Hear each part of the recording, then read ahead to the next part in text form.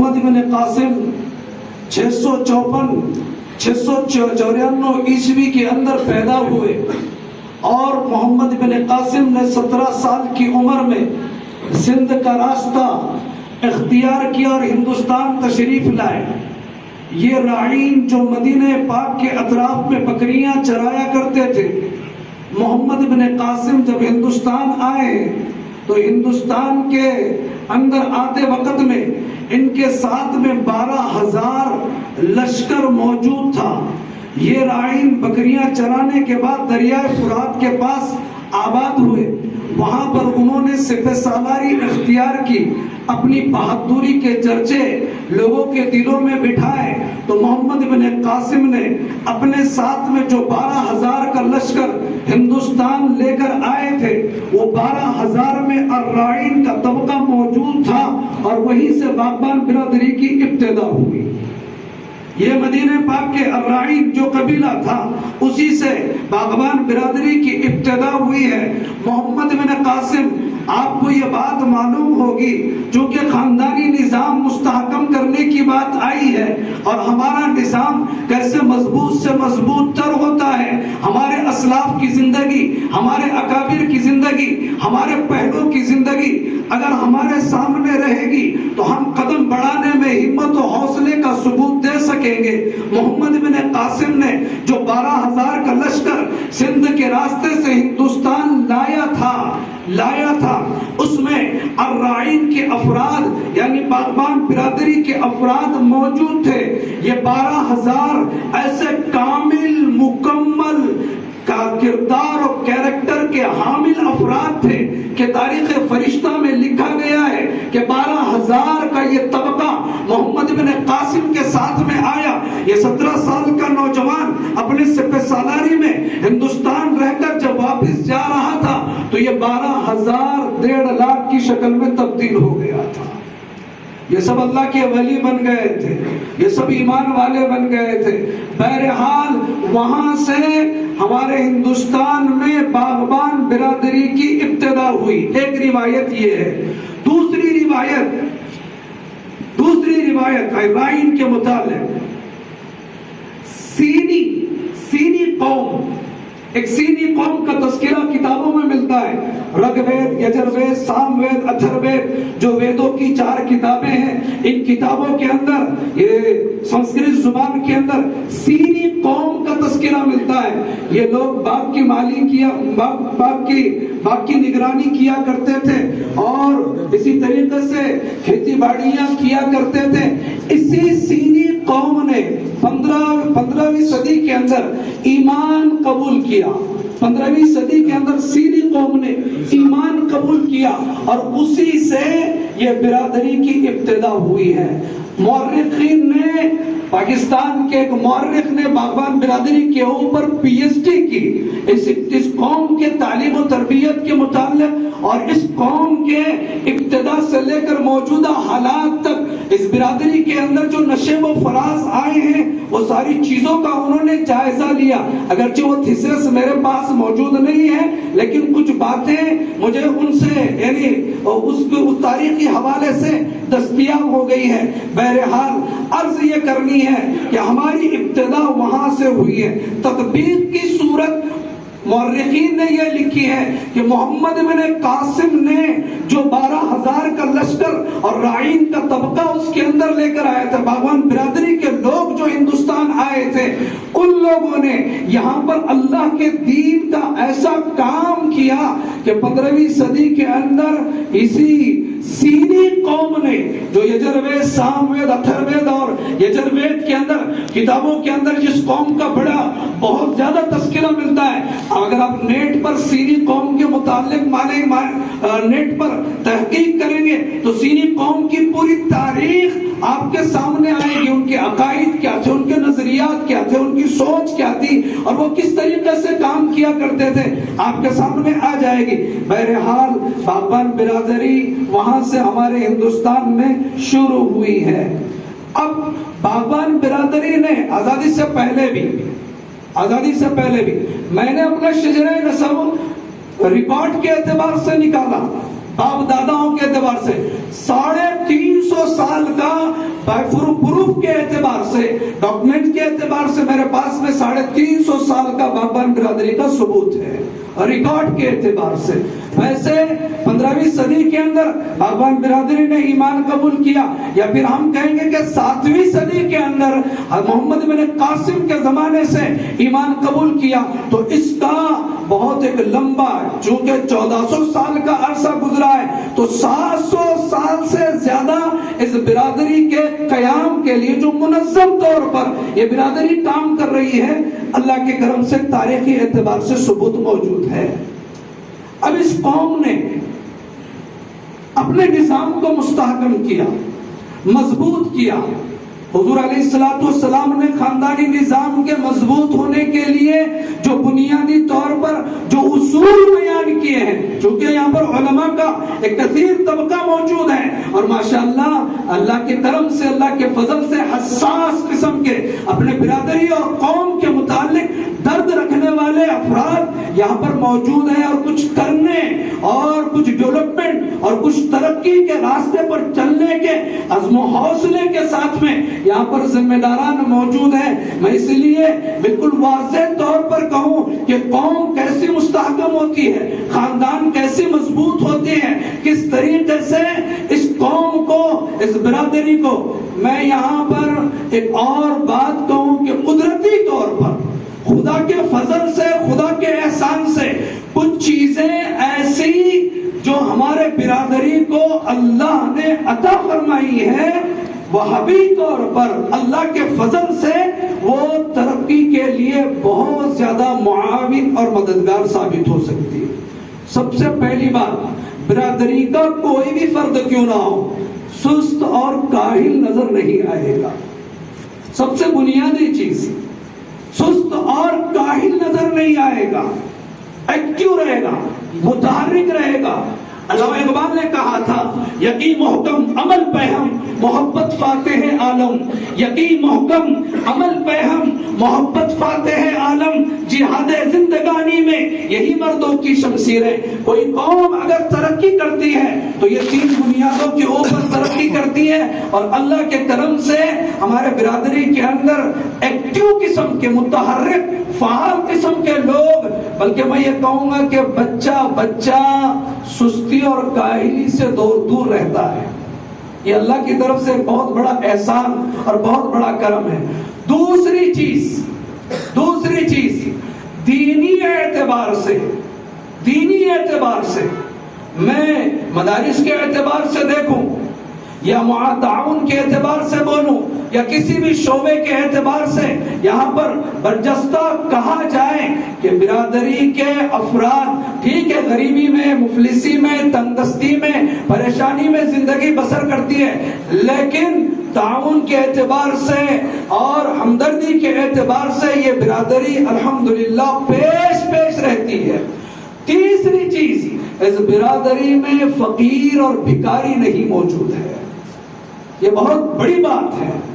जिस कौम में भीख मांगने वाले मौजूद हो, वो कौम जिल्लत और रुसवाई की शिकार हो जाती है। ये हुजूर अलैहिस्सलाम ने पेशन गोई फरमाई है, और अल्लाह के करम से हमारे पास में भिखारी मौजूद नहीं है, भीख मांगने वाले मौजूद नहीं है, भीख देने वाले मौजूद है, भीख लेने वाले मौजूद नहीं है।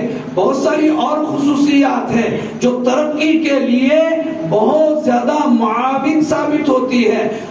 कुछ चीजें जिस पर अगर हम लोग फिक्र करें, तवज्जो दें, जैसे मौलाना सैयद आसिफ साहब नदवी दामद बरकातुहुल आलिया ने बहुत ही मौके की मुनासिबत से एक उन्वान को छेड़ा और उस सिलसिले में हमारी रहबरी की है।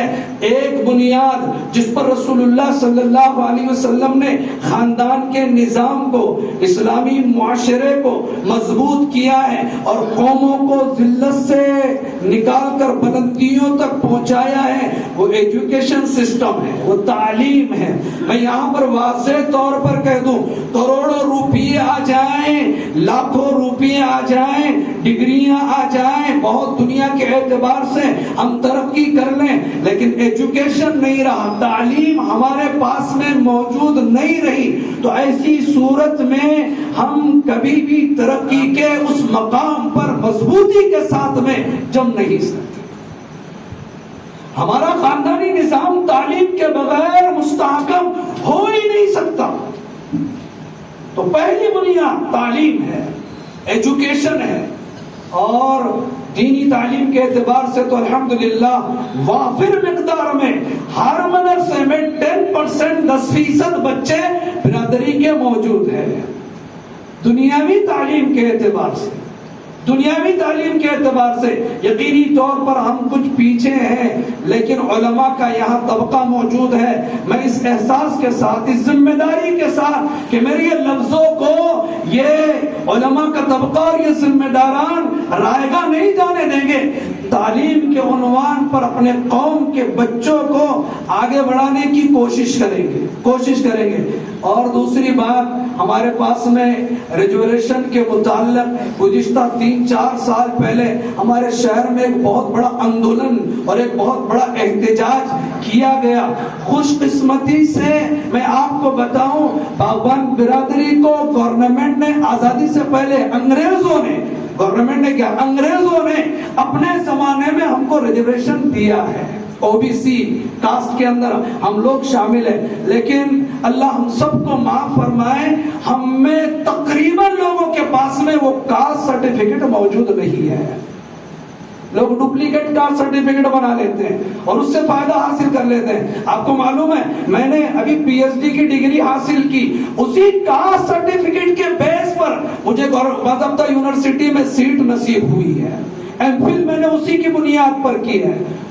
मार्क के अंदर, फीस के अंदर आपको रियायत, अगर आपके पास में वो कास्ट सर्टिफिकेट रहेगा, एजुकेशनल जॉब के एतबार से आपको बहुत सारी रियायतें मिलेगी। और अगर आप तालीमी एतबार से नौकरी नहीं भी करना चाहते हैं तो आपको बाज़ाब्ता कई जगह पर, पेट्रोल पंप बहुत सारी जगह पर कास्ट वालों को पास किया जाता है। बहुत सारी एजेंसियां बाज़ाब्ता आप कास्ट की बुनियाद पर हासिल करके अपने बिजनेस को मुस्तहकम कर सकते हैं। और बहुत सारे एम्प्लॉयमेंट न्यूज, एक इंग्लिश में पेपर निकलता है, आप उसमें मुताला कीजिए किस किस एतबार से किन किन शोबों में हम ओबीसी कास्ट का इस्तेमाल कर सकते हैं और कहां कहां पर हर महीने 15 दिन में वैकेंसीज निकलते रहते हैं, जगहें निकलते रहते हैं, हम उसका फायदा उठा सकते हैं। तो बहरहाल एक खानदानी निजाम को कायम करने के लिए, चूंकि हुजूर अलैहिस्सलाम ने 2 बुनियादों पर खानदान को मुस्तहकम किया, एक अफरादी कुव्वत के एतबार से, एक माशी कुव्वत के एतबार से, एक तालीमी निजाम की बुनियाद पर। तो तालीमी निजाम हमारे सामने मौलाना सैयद आसिफ नदवी दामद बरकातुहुल आलिया ने पेश किया है और उसके लिए एक निजाम, एक सिस्टम हमारे सामने पेश किया है। काश अल्लाह करे कि हम सब मिलकर इस सिस्टम के मुतहर्रिक फाल रुकन बनकर बिरादरी के नाम को बाज़ाब्ता तारीख के औराक पर रकम करने वाले बन जाए। एक तो ये बात कि तालीमी एतबार से, अफरादी कुव्वत के एतबार से, हमारा अफरादी कुव्वत, हमारा इज्तिमाई निज़ाम मजबूत से मजबूत तर होना चाहिए। उसके लिए चंद बातें इस्लामी एतबार से रसूल पाक अलैहिस्सलाम ने बयान किया है, जिसका पासो लिहाज किया जाए तो इज्तिमाइयत बाकी रहती है। खबरदार अपने बड़ों के मुताल्लिक लबकुशाई ना होने पाए, हमारे बड़ों के मुताल्लिक लबकुशाई ना होने पाए, गीबतें नहीं होना चाहिए, बुराइयां बयान नहीं की जाना चाहिए। हाँ, मुस्बत अंदाज में हमको क्या करना चाहिए, हमारा खानदानी निजाम इस्लाम के रोशनी में कैसे मुस्तहकम हो सकता है, तो उसके लिए हम सजेशन दें, कुछ राय पेश करें, कुछ तजावीज पेश करें, कुछ बातें पेश करें। और मैं ये समझता हूँ कि बागबान बिरादरी के हमारे पंच कमेटी के जिम्मेदारान इस बात को कोशिश कर रहे हैं, ये भी चाहते हैं हमारा निजाम इज्तिमाइयत के साथ में मजबूत से मजबूत तर होता चला जाए। तो उसके लिए जो मनफी पहलू है, उन मनफी पहलुओं से हमारे बिरादरी को बचाया जाए। अपने बड़ों से मुताल्लिक कभी बदगुमान नहीं होना चाहिए। जहां बदगुमानी आई वहां इंतशार आया, جہاں انتشار آیا وہاں اجتماعیت ختم ہو گئی، اجتماعیت متاثر ہو گئی۔ اس لیے بڑوں کی عزت، ان کا احترام اور ان کی قربانیاں ہمارے سامنے ہو۔ اگر کوئی ایسی بات جو قابل اصلاح نظر آئے تو مخلصانہ طور پر خیرخواہی کے جذبے کے ساتھ میں ان کی خدمت میں یہ بات کو پیش کیا جائے۔ ہم علماء کرام ہیں، ہم حفاظ کرام ہیں، ہماری قرآن و حدیث پر نگاہ ہے، نظر ہے، تو پھر ایسی صورت میں ہم حضور کی سیرت کے روشنی میں کچھ باتیں عرض کریں، اس سے ہمارا خاندانی نظام مضبوط سے مضبوط تر ہوگا۔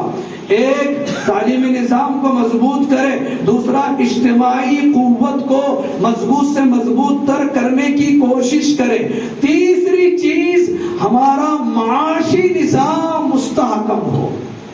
جیسے مولانا سید آصف ندوی دامت برکاتہ العالیہ نے، میں انہی کے بیان کے حوالے سے ایک بات کہوں، حضرت نے بہت اچھی تجویز پیش کی ہے۔ آپ اپنی زکوٰۃ نکالیے، اس کا 90% حصہ دوسری جگہوں پر خرچ کیجئے، آپ صدقات نکالیے، آپ خیرات کیجئے، آپ خوب خرچ کیجئے، لیکن 10% اپنے برادری کے کمزور لوگوں کے اوپر مضبوط کرنے کے لیے مختص کر دیجئے۔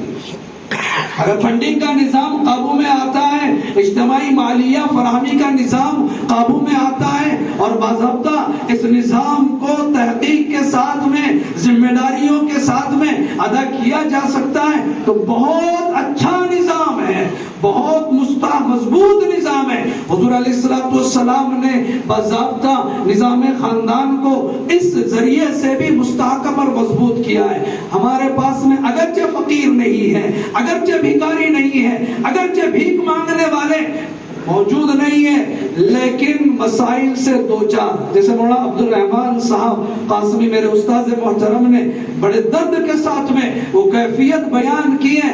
آج بھی برادری کے اندر بہت سارے کمزور ہیں، میں سمجھتا ہوں ان میں علماء میں اکثر حفاظ کرام ہیں۔ یہ حفاظ کرام سے اگر پوچھا جائے کہ آپ عالم دین کیوں نہیں بنے، آپ نے اعلیٰ تعلیم کیوں نہیں حاصل کی، تو یہ برجستہ بغیر سوچے سمجھے کہتے ہیں کہ صاحب ہمارے سامنے حالات تھے، گھر کے اندر کوئی ذمہ دار نہیں تھا، مسائل تھے، تقاضے تھے، جس کی وجہ سے ہم یہ کام نہیں کر سک رہے ہیں اور اعلیٰ تعلیم حاصل نہیں کر رہے ہیں۔ یقینی طور پر تعلیم چاہے دینی ہو یا دنیاوی ہو، ابھی میں نے PhD کی ڈگری حاصل کی، میں بلا مبالغہ کہتا ہوں رجسٹریشن سے لے کر ڈگری ایوارڈ ہونے تک تقریباً 2.25 لاکھ روپے خرچ ہوئے، 2.25 لاکھ روپے خرچ ہوئے۔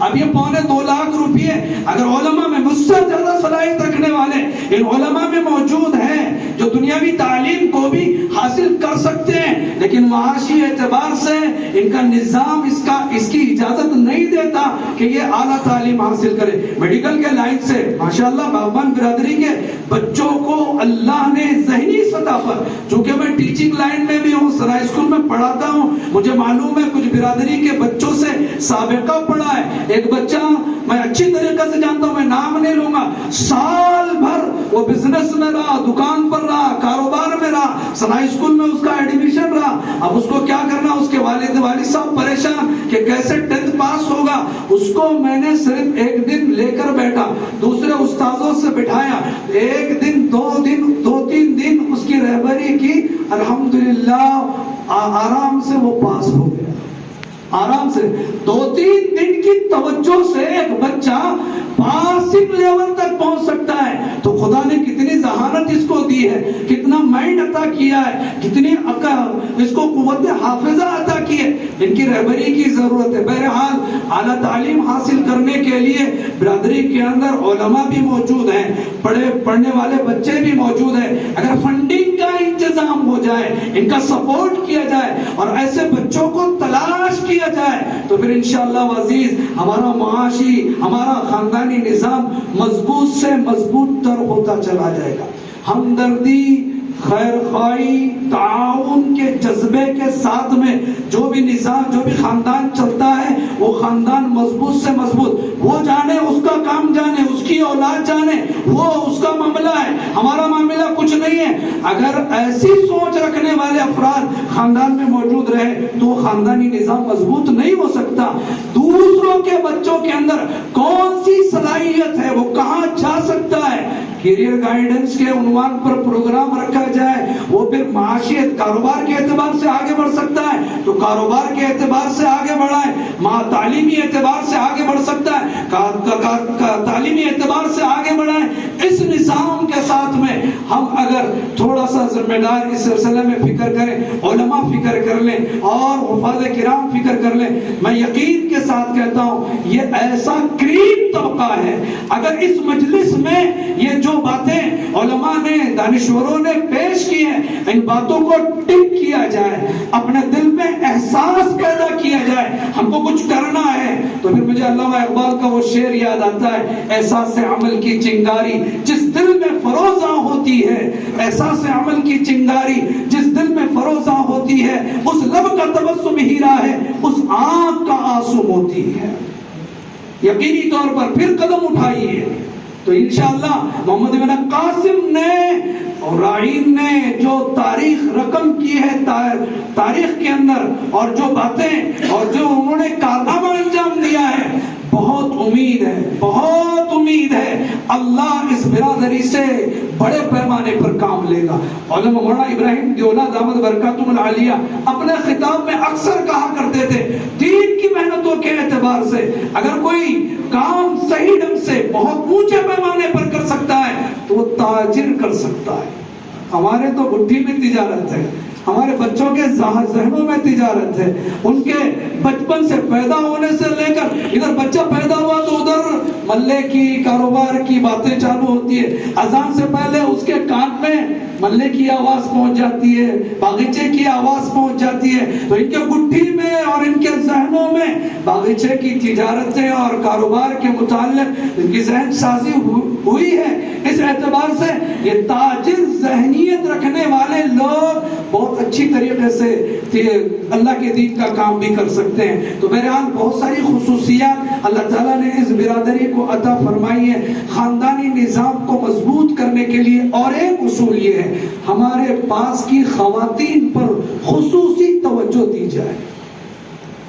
برادری کے جو خواتین ہیں، مرد حضرات کسی اعتبار سے اپنے نظام کو سدھارنے کی کوشش کرتے ہیں تو میرے ذہن میں ایک ناقص رائے یہ ہے کہ اگر ذمہ داران خواتین کے ہر ہفتے میں نہیں 15 دن میں نہیں 1 مہینے میں مستقل برادری کے خواتین کو معاشرتی اعتبار سے، خاندانی اعتبار سے، بچوں کی تعلیم و تربیت کے اعتبار سے اگر اصلاحی نشستیں رکھے تو یقینی طور پر اگر علاقے تجویز کر لے، جیسے دگلور ناکے کا علاقہ ہے، قیوم پلانٹ کا علاقہ ہے، یہاں پر بھی سہولت ہے۔